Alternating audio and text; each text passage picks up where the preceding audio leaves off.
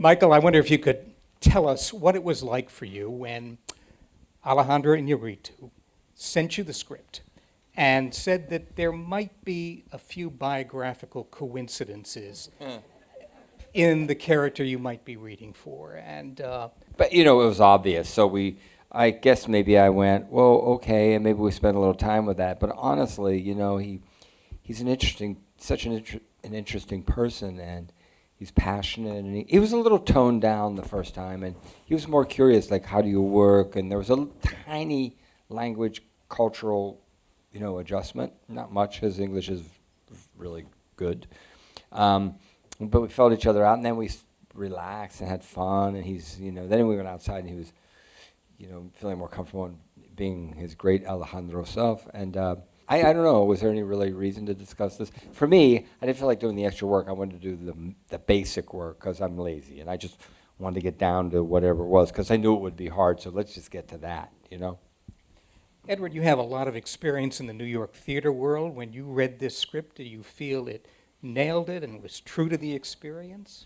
If you've spent any part of your life, especially your young life and early career in the New York theater, then there are those films that sort of just sit within the tribe as these kind of classics. The Dresser or With Nail and I, or 20th Century, the great John Barrymore movie, or about just movies about theater people and their absurdity and those those hold sort of a special place in the heart of a lot of us, and I felt as I was even reading through it, page after page, just made me more and more convinced it could be one of those sorts of things, because they were just, I don't understand actually how, like, two Argentines and a Mexican crawled so far inside the details. I was actually agog at it. Like, I was like, and it turns out one of the four of them is a New York playwright. But even he, it's very interesting talking to them. Like, I've never really sorted out how they hit it so astutely. But I laughed a lot, and I thought it was terrific, and I thought that it was this incredible balance of a send up and sort of a loving satirical stick a fork in a lot of people on almost every side of the equation. Yeah. But it was also at the same time like doing sort of that impossible thing that to me Fellini does, that where it was also just very profound. There was a lot of things in it that really speak to not just any artist, but really anybody walking down the street with that self-critical voice in their head saying, you are in trouble, you've really strayed. I mean, it was kind of a dream scenario where it was a character I've never even gotten close to diving into before. And that was a huge, amazing opportunity. And with a director like that, and a script like that, and a cast like this, it was kind of a dream scenario. Was it clear to the three of you when you got the script that Alejandro was going to pursue this rather extraordinary, almost one-shot technique throughout the whole film? He talked about it very quick. I mean, it was pretty fundamental to it. Wasn't like we rehearsed and a week before he went, oh, by the way, it was part of the deal. Yeah, it was part of the deal. Well, let's talk about that rehearsal process. I know it was 3 weeks long. Was the camera person there throughout, kind of as an active?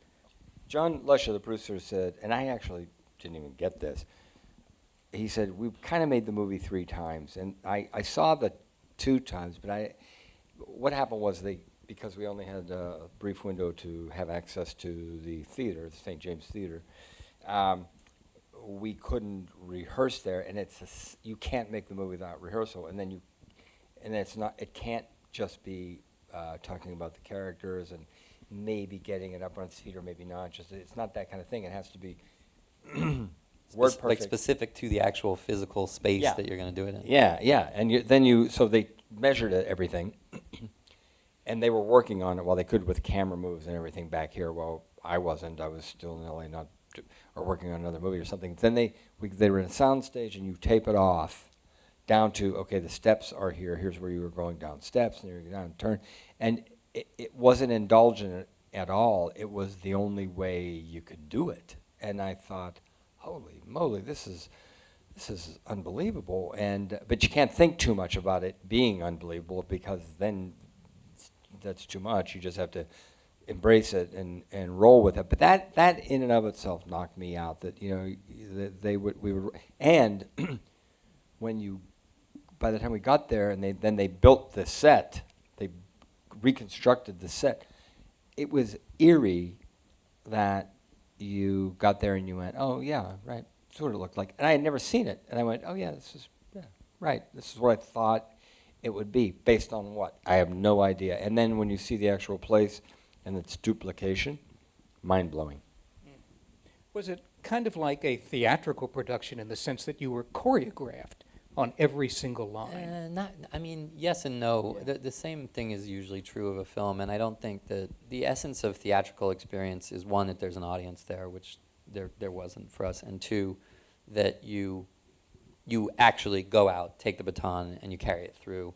It's sort of a Zen act. You do the whole thing, for better or for worse, and that's it. And this was like making a very, very different sort of film. But it was still very much the kind of collaboration that you go through on a film with a camera crew and everybody else. It was just much, much, much more. Honestly, it was more intimate.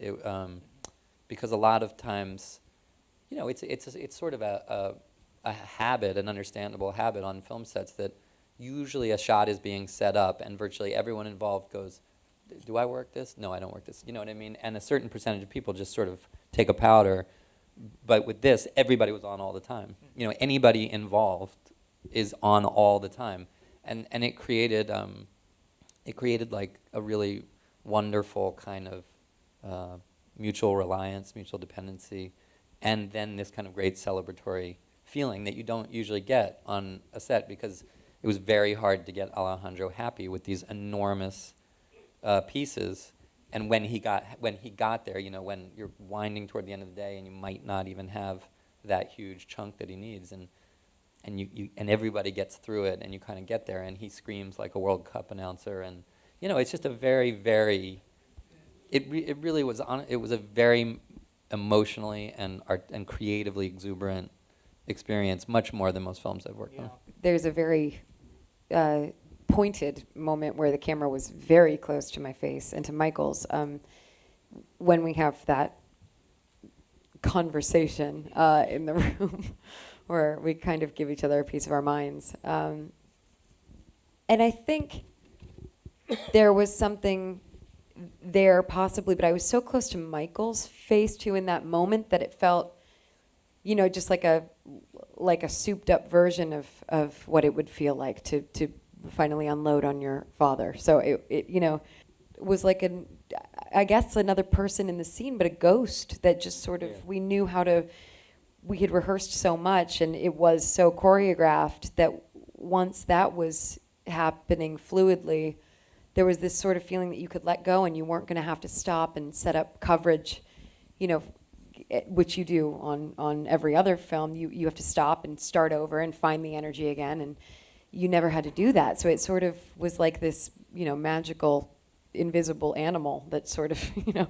And I think if I could add to that, I think that shot is to me, it's one of the ones I just sort of shake my head in amazement at in the film. If you want to look at like what's the particular poetry, if you want to call it that, that's produced by people working in this mode, you know, Alejandro and Chivo, the cinematographer, like you can't imagine a movie in which a person dresses down someone else like that, where they're not cutting to the reaction of the person. Yeah.